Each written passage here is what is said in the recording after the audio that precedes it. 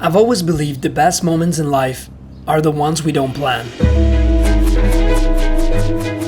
But this time, we'd been planning something for months. We're about to spend 10 days in a camper van exploring New Zealand's South Island, visiting some of the most scenic places in the country. And stay tuned, because at some point on this trip, I'm gonna get on one knee and ask my girlfriend the life-changing question. So this might not be just a trip for me, but a before and after in my life. Quick backstory. We had already spent almost 6 months working in a restaurant in Auckland over the winter, and we had jobs lined up for summer. So we thought this was the perfect chance to finally explore the island that makes everyone fall in love with New Zealand. We rented a camper van for 10 days, planned an itinerary, and booked the flights. And at the same time, I had already bought an engagement ring. I thought this trip might be the perfect moment, somewhere beautiful, somewhere meaningful, to make this memory even more unforgettable. The trip started with the flight from Auckland to Christchurch, from the biggest city of the north to the biggest city of the south, which welcomed us with the brightest sunny day. We picked up our camper van, loved it immediately. Alright, so besides the GoPro not charging and the flight being a little bit delayed, we made it on time and we're about to take off and the trip starts here. Got some food for the next couple of days and officially started the road trip. Our first stop, Lake Tekapo. Alright, we've made it to Lake Tekapo and now we're gonna do some shots. Absolutely stunning, gorgeous. We arrived after sunset, so it was dark and cold. So we stopped at a Freedom Camp nearby and saved the sightseeing for the morning. We cooked our first camper van meal. Some pan-fried chicken, some brown red wild rice from Ben's Original, and a salad. And had our first night out on the road.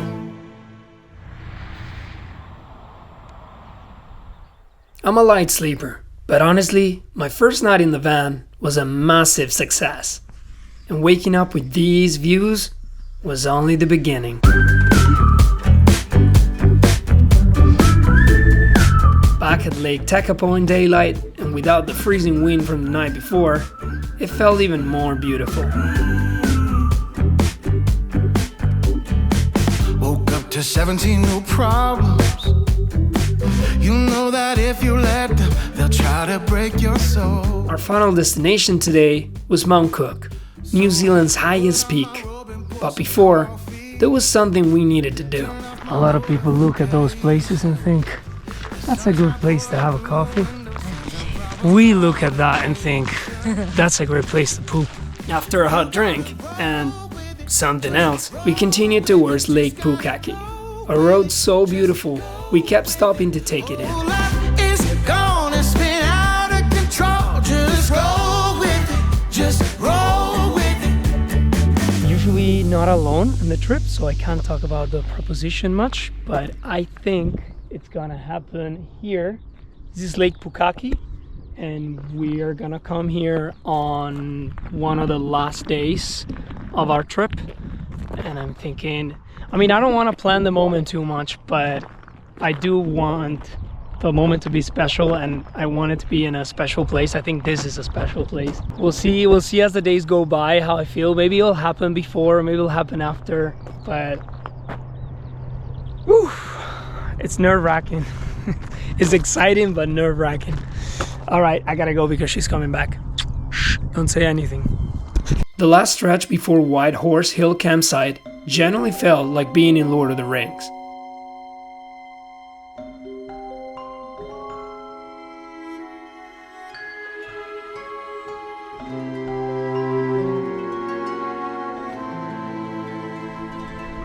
I can't believe this is where we're gonna spend the night. It's our camper van right there, surrounded by all of this. White Horse Hill is a DOC campsite. You book online, pay about $20 per person, and get to spend the night right at the base of the highest peak in the country. So there's apparently 2 hikes that you can do here.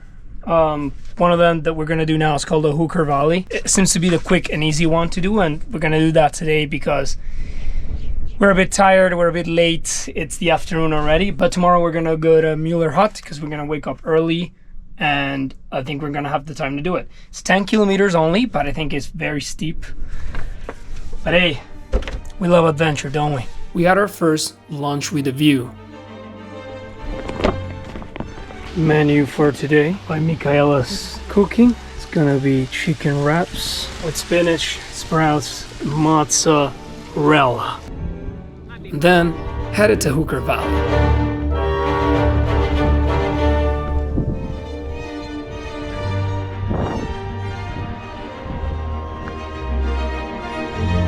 But not even halfway, we discovered the track was closed because a bridge was being repaired.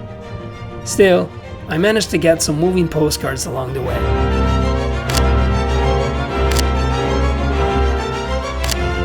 We ended the day early, ready for tomorrow's big hike.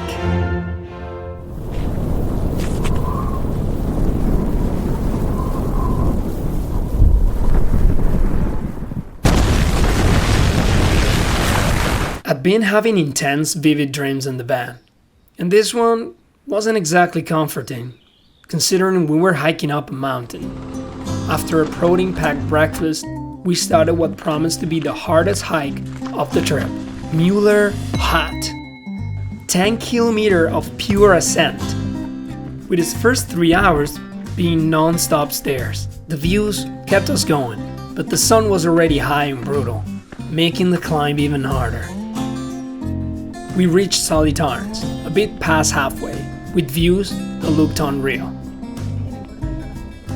I then continued alone. The hike got harder, still doable though, but then came snow, and more snow, my shoes, and colder winds. At some point, you have to know your limits. As they say in New Zealand, nah. I think I'm staying here. I'm not an expert. I don't want to risk anything to see that hut. I did not expect this level of snow. So I'm just going to enjoy the view here. There's like at least 100 people walking on the way to Solly Tarns, but then like 10 only trying to go to Mueller Hut. The weather's beautiful, but I just don't think I have the skills to keep walking through this thick snow. They say there's a risk of avalanche, which is moderate, and honestly, I'm fine here. Just gonna take a deep breath and enjoy the view. I took out my cinema camera and filmed my little sandwich break, almost alone between sun and snow, with only the wind as company.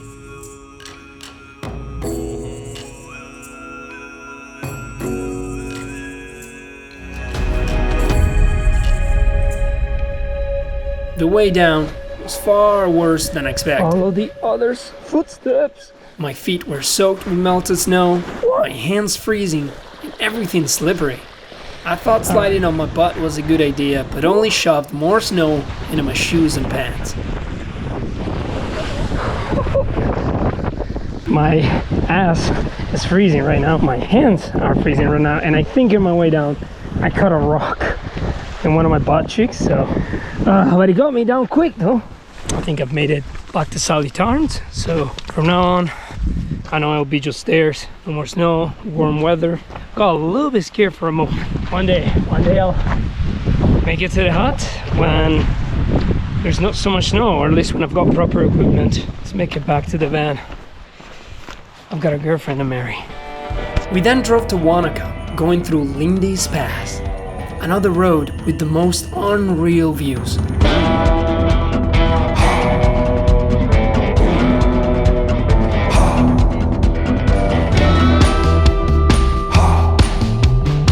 We stayed at our first holiday park. A holiday park in New Zealand offers electricity for the camper, a place to dispose the grey water, a kitchen, and hot showers. Basically, heaven. Oh god, I look like never underestimate the power of a hot shower after 3 days. Wow. After a warm dinner, we recharge for another big day.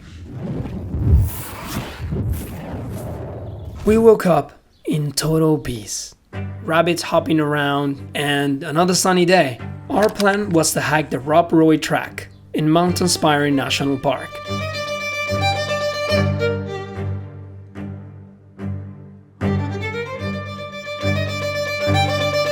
The asphalted road turned into a gravel road, and the gravel road turned into a series of river crossings, and the camper van did not like it. I know it looks shallow and stuff, and probably with a double traction car you'll be alright, but with our car, every time we passed through one, it was like, help us out. We ended up parking about an hour by foot from the start of the hike. Our 4-hour hike turned into 5 or 6, stream after stream, light drizzle, relentless wind, but the landscapes made every second worth it.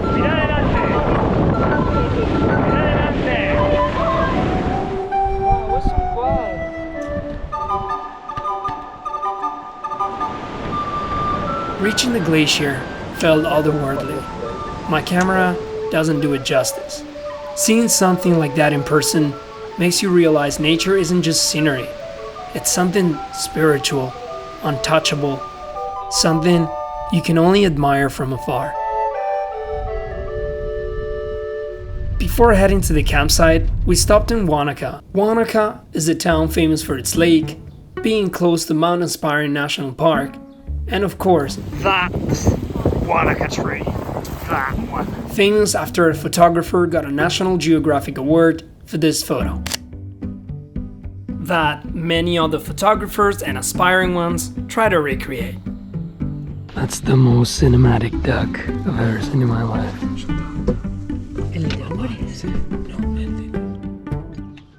Let day 5 begin. We started at the Blue Pools, famous for the insanely clear glacial water and native forest. It was an easy walk, and the pools really are blue. People come to kayak, but most of them prefer throwing rocks and watching them bounce.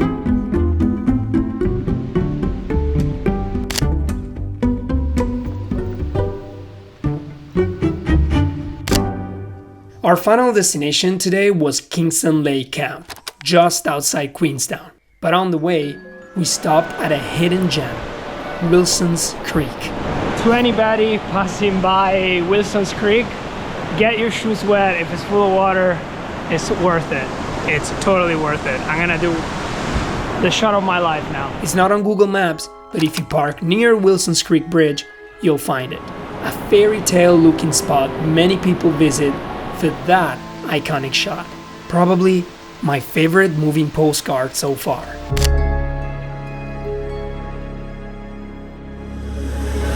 But fair warning, freezing water. Feet hurt so much. We continued through the legendary Cardrona Road. And yes, again, look at those views.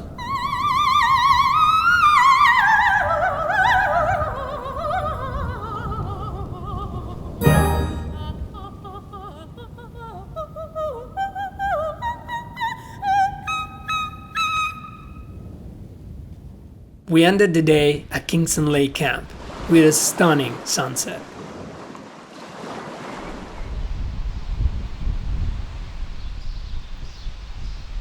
We'd run out of food, so it was time for grocery stop number 2. And since I've lived in New Zealand long enough, I dressed the local way. Socks and sandals. Like a true New Zealander. But as an Italian, specifically from Rome, I had to judge whoever buys this. We spent some hours exploring Queenstown, the adventure capital of the world. Street market, my team's jersey in the shop, and our first restaurant meal of the trip. Of course, I captured a moving postcard before leaving. Then we slowly headed to Tiano, the quiet little town everyone stays in before or after visiting Milford Sound. It felt like the whole place was just the two of us.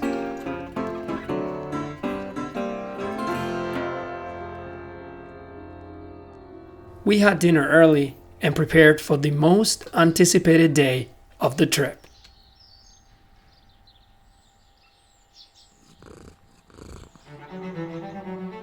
On the way to Milford Sound, it was impossible not to stop to take video postcards. Since we left early, we had time for the Lake Marion Track. Truly recommend it. You're walking through an enchanted forest of green textures and roaring river sounds.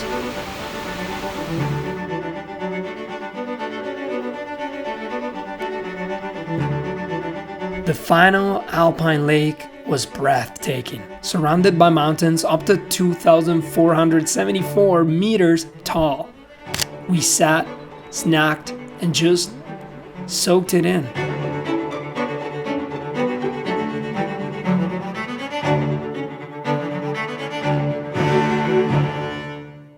The drive to Milford Sound after that was stressful because of endless sharp turns, but the landscape slowly turned into something out of King Kong or Jurassic Park, or I don't know, just not of this world.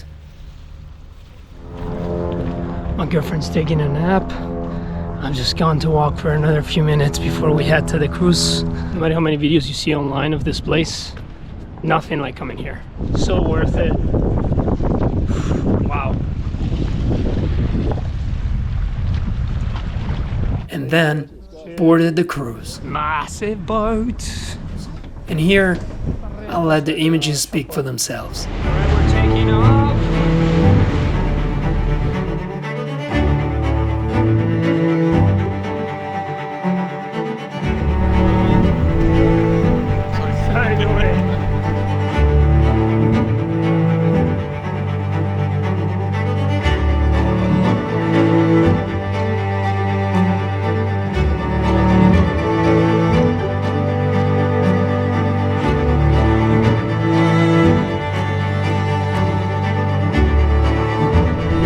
Happy Mika and happy Saul. As if the day wasn't perfect enough, we ended it back at the holiday park in hot tubs overlooking the lake. I'll never forget that day. We started making our way north again. Our goal was a freedom camp near Wanaka. Before that, we stopped in Arrowtown, this picturesque Wild West feeling town surrounded by mountains. I got as far as Cripple Creek that night. I met a girl with golden hair and green eyes. Fell in love on the We reached Albertown Camping Ground before sunset, right by a river that sounds like a lullaby. The next day we'd hike Royce Peak, and at sunset, I was gonna do what I'd been planning for months. So yeah, more vivid dreams that night. till death do us part.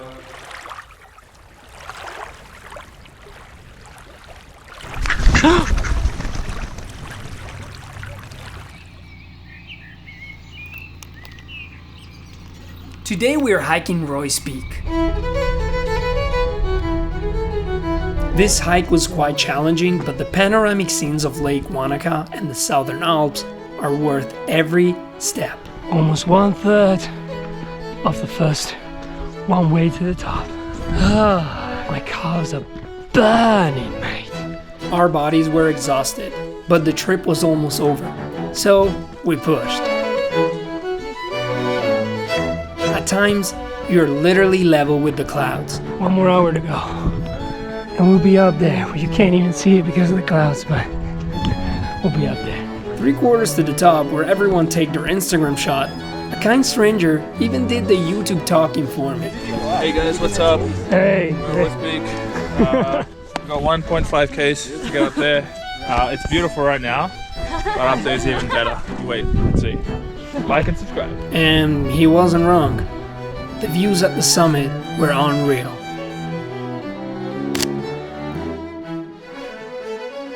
Royce Peak might be oversaturated with tourists, but it's one of those places you just can't ignore.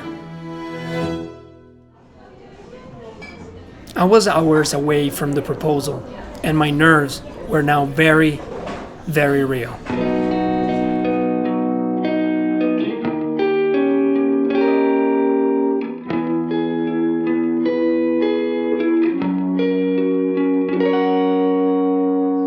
We drove to Lake Pukaki, and before doing the proposal, I filmed a little message on the shore. I'm looking at the mountains here.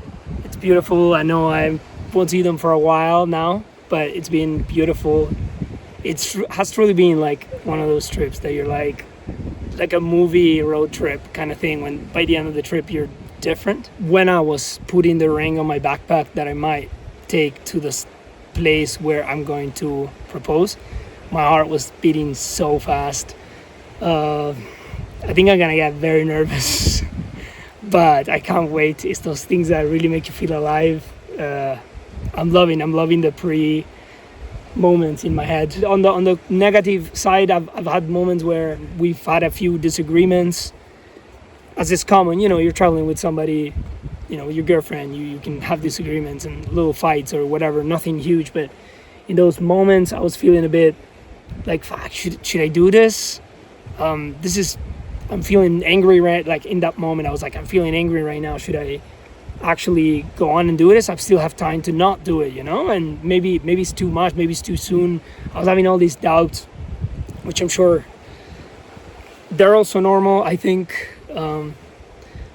But what's making me do it anyways is that even in those moments, even when I was angry and, you know, in the middle of the disagreement, I still wanted to do it.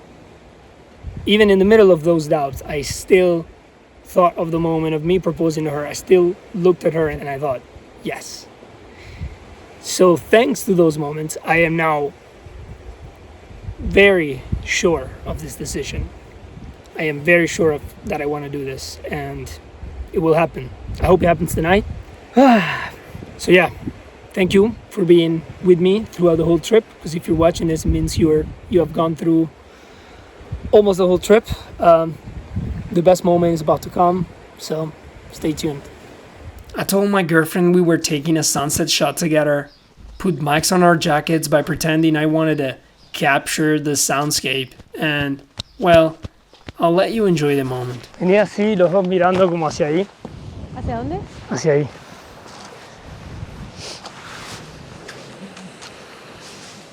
Para mí ese es el Mount Cook, ¿no?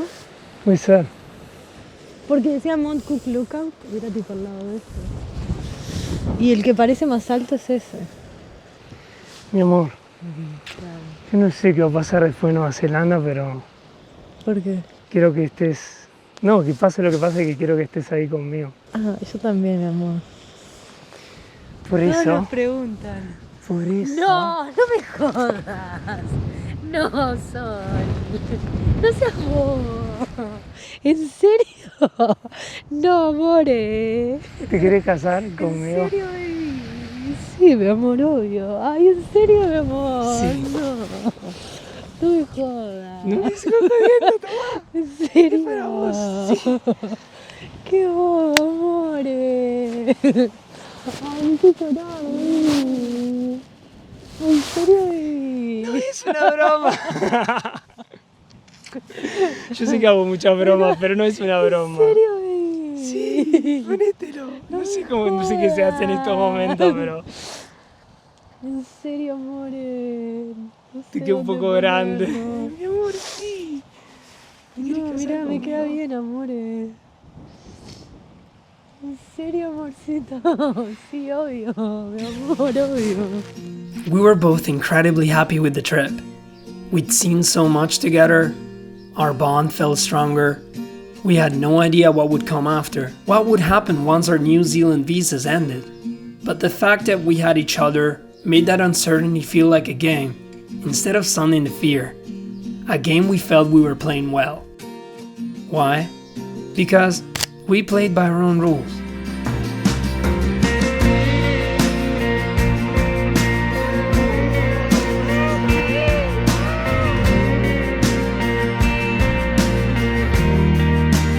Barking like a dog in my own reflection. No self, no sense of direction. I was stepping on stages. I was high and contagious for your life.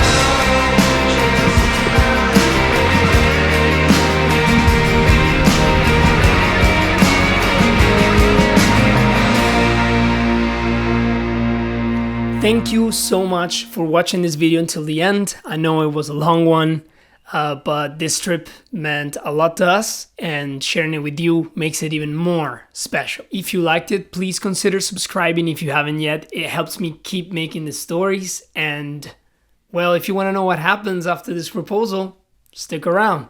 See you in the next one.